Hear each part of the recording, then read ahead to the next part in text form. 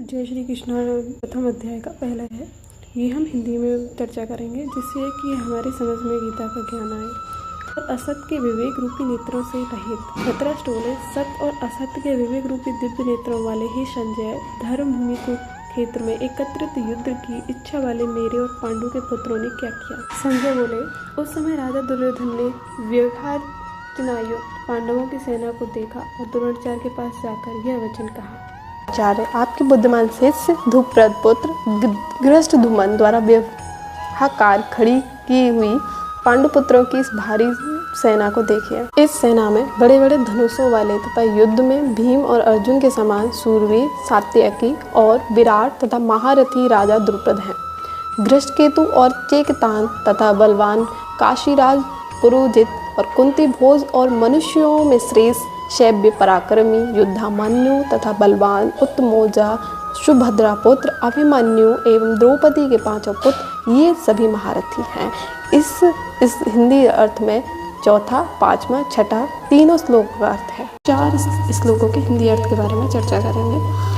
हे ब्राह्मण श्रेष्ठ, हमारे पक्ष में भी जो प्रधान हैं उनको आप समझ लीजिए। आपके जानने के लिए मेरी सेना के जो सेनापति हैं उनको कहता हूँ। आप और पितामह भीष्म तथा कर्ण और संग्रह विजय कृपाचार्य तथा वैसे ही अश्वत्थामा विकर्ण और सोमदत्त का पुत्र भूरिश्रवा और भी बहुत से सूरवीर अनेक प्रकार के शस्त्र अस्त्रों से युक्त मेरे लिए जीवन की आशा को त्यागने वाले सबके सब युद्ध में चतुर हैं। भीष्म पितामह द्वारा रक्षित हमारी वह सेना सब प्रकार से अजय है और भीम द्वारा रक्षित इन लोगों की यह सेना जीतने में शुभ। इसमें हम 11, 12, 13, 14 4 श्लोकों का हिंदी में अर्थ देखेंगे। ये अर्थ है, इसलिए सब मोर्चों पर अपनी अपनी जगह स्थित रहते हुए आप सभी लोग भीष्म पितामह की सब ओर से रक्षा करें। उस दुर्योधन के हृदय में हर्ष उत्पन्न करते हुए कौरवों में श्रेष्ठ प्रतापी भीष्म पितामह ने उच्च स्वर से सिंहनाद करते हुए शंख बजाया। तब शंख और नगाड़े, ढोल, मृदंग और नरसिंहे आदि बाजे एक साथ ही वज्र उठे। उनका वह शब्द बड़ा भयंकर हुआ। इसके पश्चात सफ़ेद घोड़ों वाले उत्तम रथ में बैठे हुए भगवान श्री कृष्ण और अर्जुन ने भी अलौकिक शंख बजाए। जय श्री कृष्णा, राधे राधे, जय महाकाल। हम आगे के 4 श्लोकों को देखेंगे। भगवान श्री कृष्ण ने पंचजन्य, अर्जुन ने देवदत्त और भयानक कर्म वाले भीमसेन ने पौंड्रम नाम वाला महाशंख बजाया।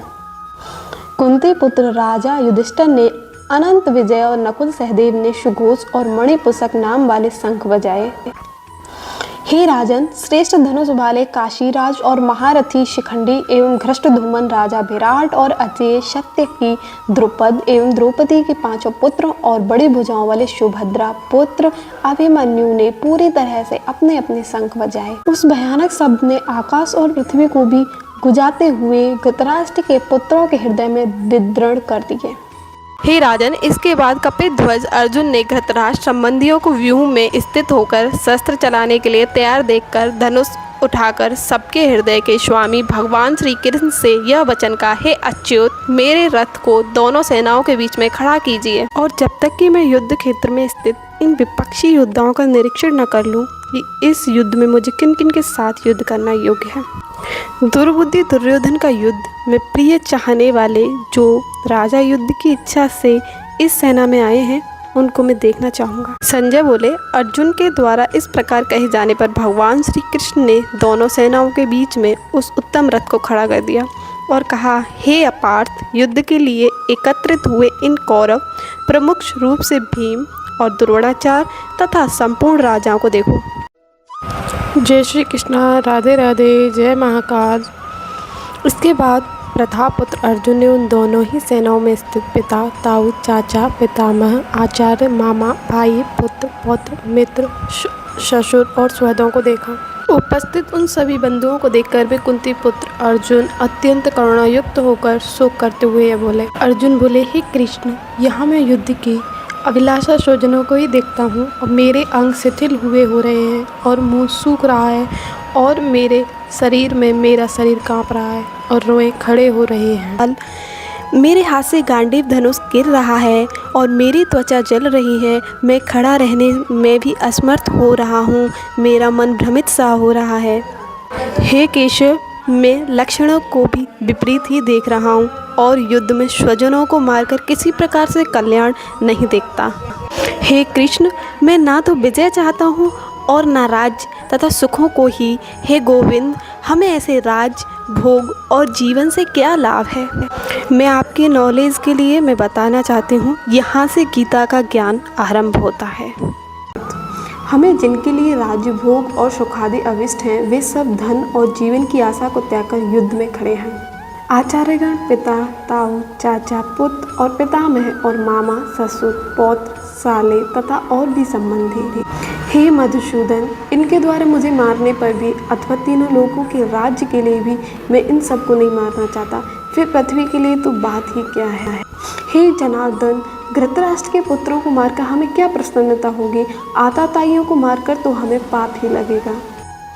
आग लगाने वाला, विष देने वाला, हाथ में शस्त्र लिए हुए धन छीनने वाला, जमीन अथवा पत्नी का हरण करने वाला, इन 6 कार्यों को करने वाले को आतताई कहा गया है। नीति शास्त्र के अनुसार सभी आतताई वध के युग हैं। उनका वध बिना विचार किए किया जा सकता है और उनके वध में कोई दोष नहीं है। इसलिए हे माधव, हमारे लिए अपने ही बांधव धृतराष्ट्र पुत्रों को मारना उचित नहीं है, क्योंकि अपने ही कुटुंब को मारकर हम कैसे सुखी होंगे। यद्यपि लोभ से भ्रष्ट चित्त हुए ये लोग कुल के नाश से उत्पन्न दोष को और मित्रों से विरोध करने में पाप को नहीं देखते हैं, तो भी हे जनार्दन, कुल के नाश से उत्पन्न दोष को जानने वाले हम लोग को इस पाप से बचने के लिए क्यों नहीं प्रयत्न करना चाहिए। कुल के नाश से सनातन कुल धर्म नष्ट हो जाता है और अधर्म का नाश हो जाने पर संपूर्ण कुल में अधर्म बढ़ जाता है। श्लोक। हे कृष्ण, अधर्म के अधिक बढ़ जाने से कुल की स्त्रियां दूषित हो जाती हैं और हे वार्ष्णेय, स्त्रियों के दूषित हो जाने पर वर्ण संकर उत्पन्न होता है।